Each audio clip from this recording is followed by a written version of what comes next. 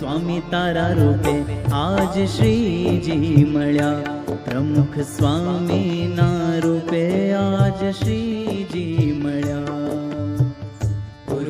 સ્વામી મહારાજની જય, અક્ષર પુરુષોત્તમ મહારાજની જય, ભગતજી મહારાજની જય, શાસ્ત્રીજી મહારાજની જય, યોગીજી મહારાજની જય।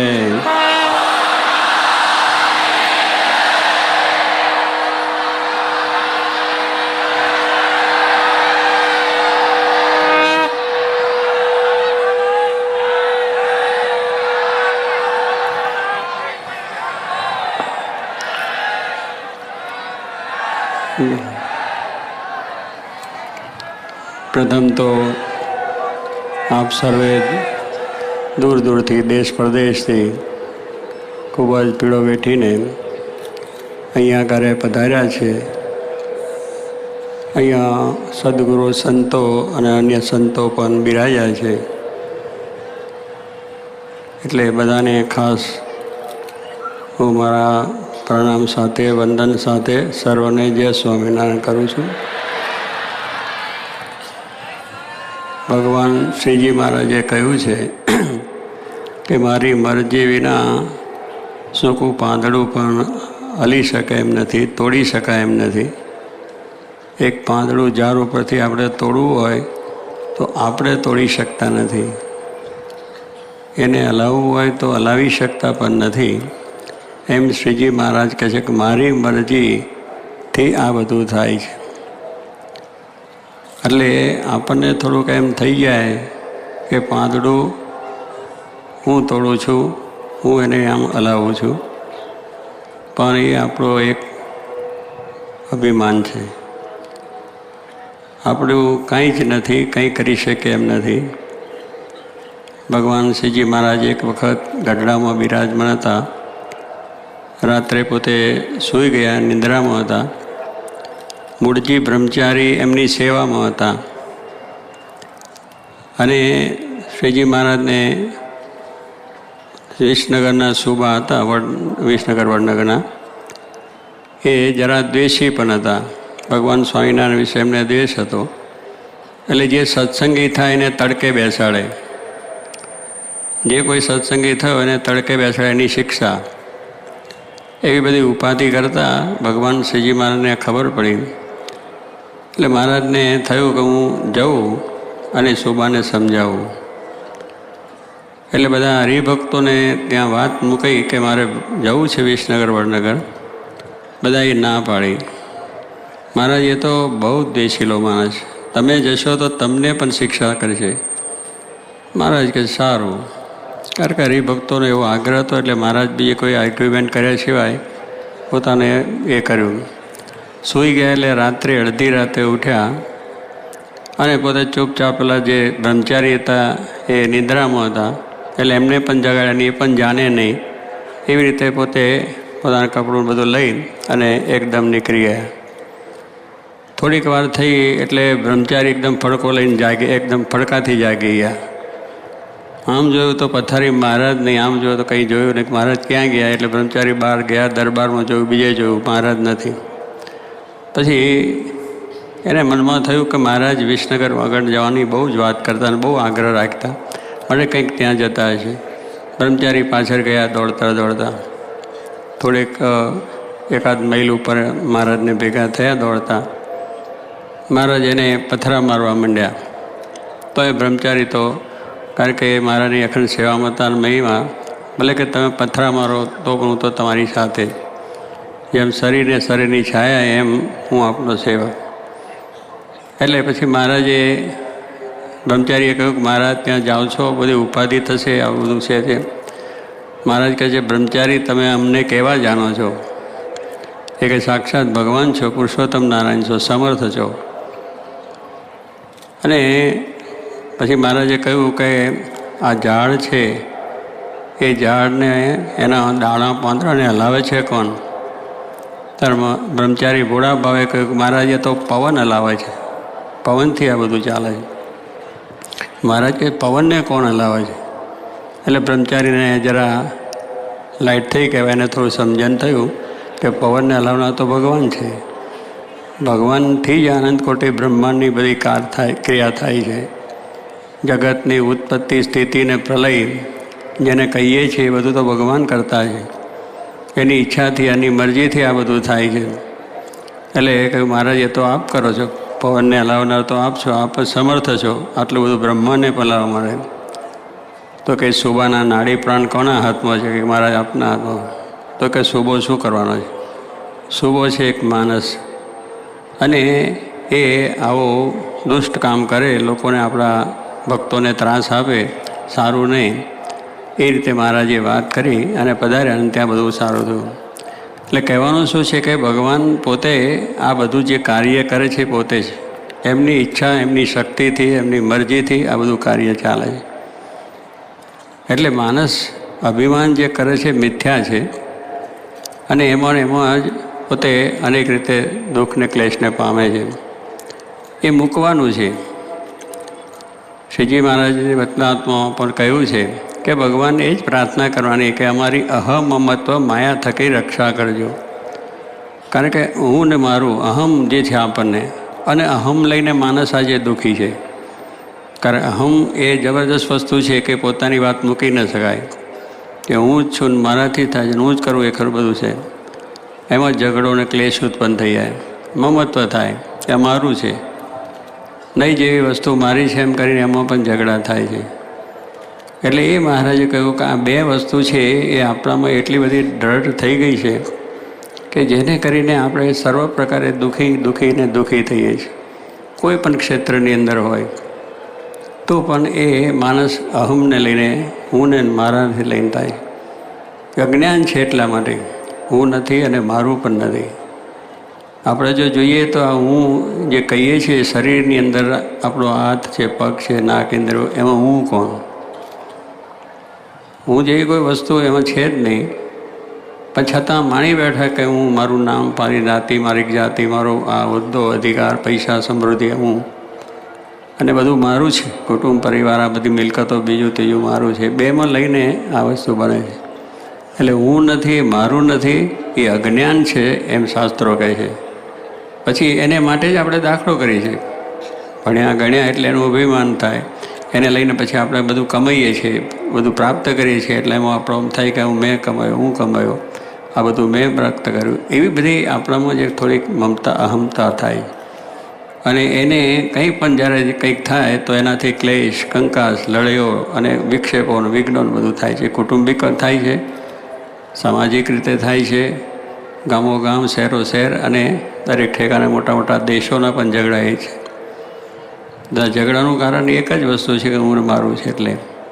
એટલે એ જો મુકાઈ જાય, એ જ્ઞાનથી મુકાઈ જાય.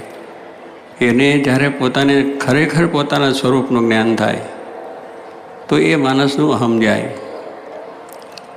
શ્રીજી મહારાજે એક વખત એક હરિજનનો છોકરો હતો. એ હરિજનનો છોકરો આવ્યો એટલે મહારાજે એને કહ્યું કે છોકરા તું કોણ છે? તો કે હું હરિજન છું.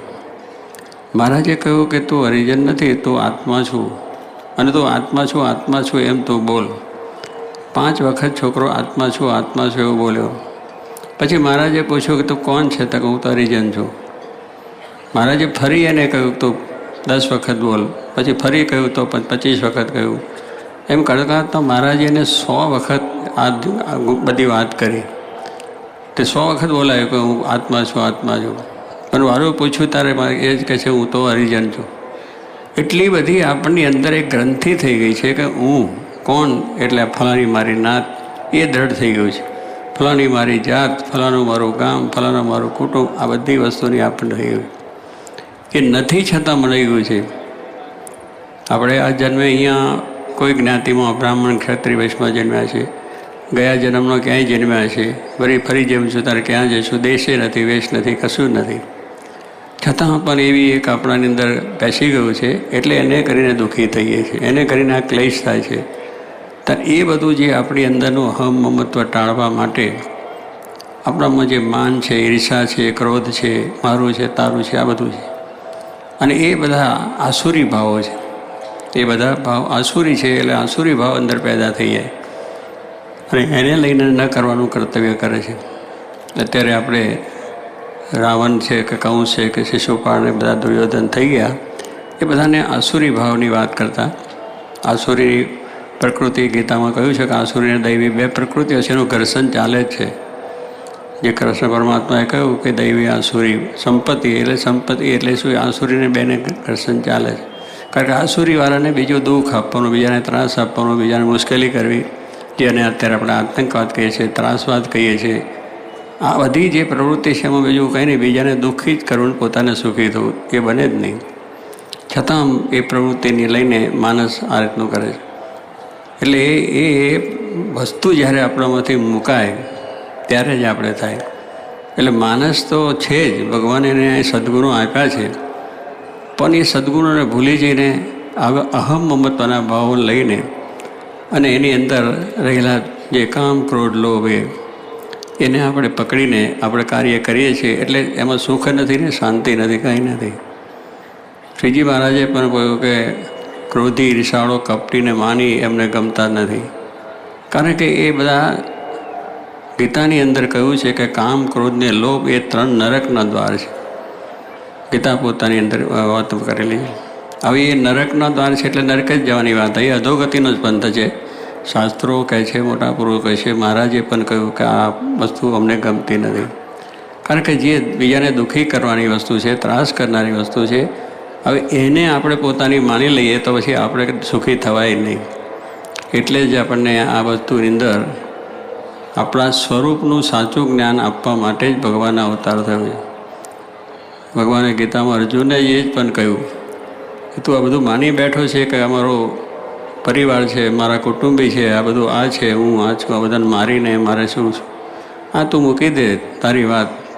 તું અર્જુનને કંઈ નથી, આ બધું તારું કોઈ કુટુંબ પરિવાર છે જ નહીં. અને એ બધી વસ્તુ તું મૂકીને હું કહું એમ જ કર.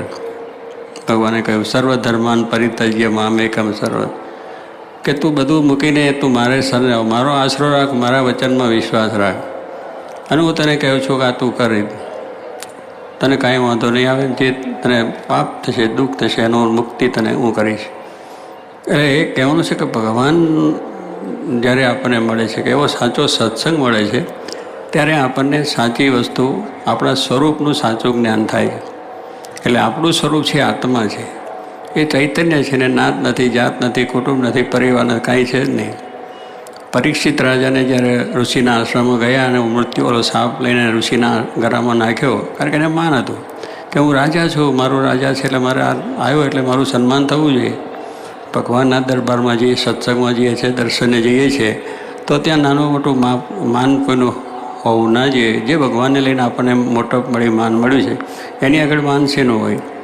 પણ એ પરીક્ષિતને એમ રાજા એટલે મારું સન્માન થવું જોઈએ. રાજા ધ્યાનમાં, ઋષિ ધ્યાનમાં હતા ભગવાનના. એટલે એને ખબર નહીં કોણ આવ્યું છું, એને નાખ્યું, એનાથી શ્રાપ થયો અને 7 દિવસો મૃત્યુ થશે. મૃત્યુનો ભયથી પછી રાજા ત્રાસી ગયો, અને ત્રાસી ગયો એટલે પછી કોકે કહ્યું કે આ મારું દુઃખ મને આ છે. સુખદેવજી છે, બહુ સાચા સંત છે, ક્ષત્રિય બ્રહ્મનિષ્ઠ છે, આત્મજ્ઞાની છે, બ્રહ્મજ્ઞાની છે, એની પાસે ત્યાં ગયા, પ્રાર્થના કરી કે આ રીતે મને ત્રાસ, મારું મૃત્યુ છે, મારો આ રાજપાટ, સુખ, સંપત્તિ, આ એવાનું શું થશે? અને હું બહુ દુઃખી થઈ ગયો છે, એના વિચારો મને ખાવું ભાવતું ઊંઘ. સુખદેવજી તરત કહ્યું કે રાજા, તારી પશુ બુદ્ધિ છે, પશુને જેમ કોઈ જ્ઞાન નથી કે આ ભગવાન શું છે, આત્મા શું છે, જ્ઞાન શું છે, ધર્મ શું છે, કશું નથી. એમ એ જાતનું જેને જ્ઞાન ન હોય એને પશુ શાસ્ત્રોમાં કહી દીધા. એટલે સુખદેવજી તો બ્રહ્મનિષ્ઠ હતા, રાજા હોય તો એ ગમે એને કહી દીધું તું પશુ બુદ્ધિવાળો છે, તારામાં પશુ બુદ્ધિ છે. કેમ? તો તને દેહનું ભાન છે કે તું હું રાજા છું, રાજ છે, આ બધું છે, તું માણી બેઠો છે, તારું અજ્ઞાન છે, એટલે તારી પશુ બુદ્ધિ. પણ તું આ કશું જ નથી, તું આત્મા છું. અને એ આત્માની તું દૃઢતા કર કે હું આત્મા છું, એ કરીને આ મારી કથા એને સાંભળ. ભાગવતની હું તને કથા કહું છું, એ કથા તું સાંભળ, બેસી જા. બધું કશું જ નથી આ દુનિયામાં, બધો દુનિયા માત્રનો લય કરી નાખ, અને બધું બળીને ભસ્મ થઈ ગયું છે માની અને તું કથા સાંભળ. 7 દિવસ સાંભળી. તક્ષક આવ્યો, કડ્યો શરીરને. આત્માને કંઈ કડડતું નથી, એનો નાશ નથી, એ અગ્નિથી, શસ્ત્રથી કે કોઈથી નાશ થઈ શકતો નથી. ચૈતન્ય વસ્તુ છે, અંદરથી આત્મા જાય છે ત્યારે શરીરને બાળીએ છીએ. આપણે બધાય જાણીએ છીએ કેટલાને બાળીએ, પણ છતાં આપણને ભાન નથી થતું હું આત્મા છું. પછી હું નૂર થઈ જાય, ઘરે આવે એટલે પછી તરત તકરાર થાય કે આ મરી ગયો એની મિલકતમાં મારો ભાગ છે, એટલે બધું મૂકીને ગયો તારે ભાગ ક્યાંથી આવ્યો. આવું અજ્ઞાનને લઈને આપણે દુઃખી થઈએ છીએ, અગર તો ત્રાસ થાય છે. તો એ વસ્તુને કાઢવા માટે ભગવાનના અવતારો છે, અને એવા મારા જેવા ગુણાતીત સંત સાથે લાવે છે કે જેને કરીને એ પોતે એ સ્વરૂપનું સાચું જ્ઞાન એને કરાવે છે. કે આત્મા અને પરમાત્માનું એ સ્વરૂપનું જ્યારે યથાર્થ જ્ઞાન થાય તો પછી આપણને આ મારું ને તારું ને હું ને મારું ને આ બધા કજ્યા ને ક્લેશ ને આસુરી ભાવ બધા નીકળી જાય અને સર્વ પ્રકારે શાંતિ થઈ જાય. એટલા માટે શ્રીજી મહારાજ આ પૃથ્વી પધાર્યા અને એમને આ જ્ઞાન આપ્યું. બીજા આત્માનમ બ્રહ્મરૂપમ દેહેતર શિક્ષાપત્રીમાં 116નો શ્લોક કે આપણે આત્મા થઈને પરમાત્માની ભક્તિ કરવી. આત્મા થઈને પરમાત્માની ભક્તિ કરવી એટલે આપણને ભગવાનની પ્રસન્નતા થાય. ત્રણ દેહ એનાથી વિલક્ષણ આત્મા છે, અને ખરેખર આત્મા જુદો છે. આપણે અંદર એ એની જ છે, તો એ ભગવાન તત્વ છે. તો હાલીએ છીએ, હાથ હાલે છે, બોલીએ છીએ, ચાલીએ છીએ, એમ થાય, પણ આપણે એને નથી જ્ઞાન. એટલે તો એ મહારાજે સમજાવી દીધું. અને એ બરાબર દ્રઢ કરવા માટે એવા સત્પુરુષ જેને દ્રઢ થયેલું છે, જે ગુણાતીત સંત જેને કહીએ, જે જોગી મહારાજને આપણે દર્શન કર્યા, એમના નિરંતર અનુસંધાન એ કોઈ બોલી જાય, કહી જાય, અપમાન કરે, ગમે તે પ્રસંગોમાં પણ આનંદ આનંદ ને આનંદ, હસતા હસતા હતા. જરાય દુઃખ નહીં, જરાય ક્લેશ નહીં, જરાય મુક્ત નહીં, એકદમ આનંદ અલમસ્ત થઈને જ બોલતા. અને કોઈ કહી જાય, બોલી જાય, ઓહો બહુ સારા તમે તો મહામુક્ત રાજ. એની દ્રષ્ટિમાં કોઈ ખોટો જ નહીં, ખરાબ નહીં. જેમ દુર્યોધનને પૂછ્યું કે આ દુનિયામાં માણસ કેવા? દુર્યોધન ખોટો હતો, એના ભાઈઓની મિલકત પડાવવાની એની દ્રષ્ટિ હતી, એટલે ખોટી દ્રષ્ટિ હતી. પૂછ્યું કે દુનિયામાં માણસ કે બધા ખોટા, આરામખોર છે, લુચ્ચા છે, પડાવી લે લોકોનું. હવે એ જ લુચ્ચો હતો એની ખબર નથી એને, પણ એની દ્રષ્ટિમાં એવી દ્રષ્ટિ, એવી સૃષ્ટિ, એના દ્રષ્ટિ જેવી હતી કે બધા જ ને બધા કરતાં હું સારો છું. એટલે કોઈ દાડો એ માણસને શાંતિ મળે જ નહીં. ગુણાત્યાન સ્વામી એટલે કહ્યું કે હું કંઈ જ સમજતો નથી, બધા સમજે છે, તો કોઈ દિવસ ક્લેશ થાય નહીં. કે બધા જ મારાથી, પણ હું સૌથી મોટો છું, બધાની જોડે તકરાર થવાની છે. એ ગુણાત્યાન સ્વામી ગુકારી ગુણાતી સ્થિતિ હતી, એટલે એમને વાત કરી. એમ દુર્યોધનને એ વાત કે બધા જ ખોટા છે. યુધિષ્ઠિરને પૂછ્યું, ધર્મરાજા હતા, કહ્યું દુનિયામાં માણસ બધા સારા, બધા જ વિવેકી છે, સારા છે, અને ભક્તિવાળા છે, ધર્મવાળા છે. કારણ એને ધર્મવાળો માણસ હતો. એની દ્રષ્ટિ એ હતી પરમાત્માને જોવાની, આત્માને જોવાની, એ વસ્તુ તો કરે. એમ જોગી મહારાજની દ્રષ્ટિ એવી વિશાળ હતી, કોઈનાની અંદર એમને કંઈ દેખાય નહીં. અને એટલા જ માટે કે દરેકનો સત્સંગનો મહિમા સમજવો, બધાની વિશે સારો ભાવ રાખવો, ભગવાનને દિવ્ય સમજવા, અને કોઈ જાતનો ક્લેશ કરવો નહીં, અવગુણો ભાવ લેવો નહીં. આ બધી વાતો એ જેની એવી સ્થિતિ છે એ વાત કરે. તો એ બીજી મારા થકી આજે બધાને આજે જ્ઞાન છે. આજે આખા પ્રસંગો તમે જોયા, એ જોગી મહારાજની દ્રષ્ટિ, જોગી મહારાજના આશીર્વાદ એટલે માણસોને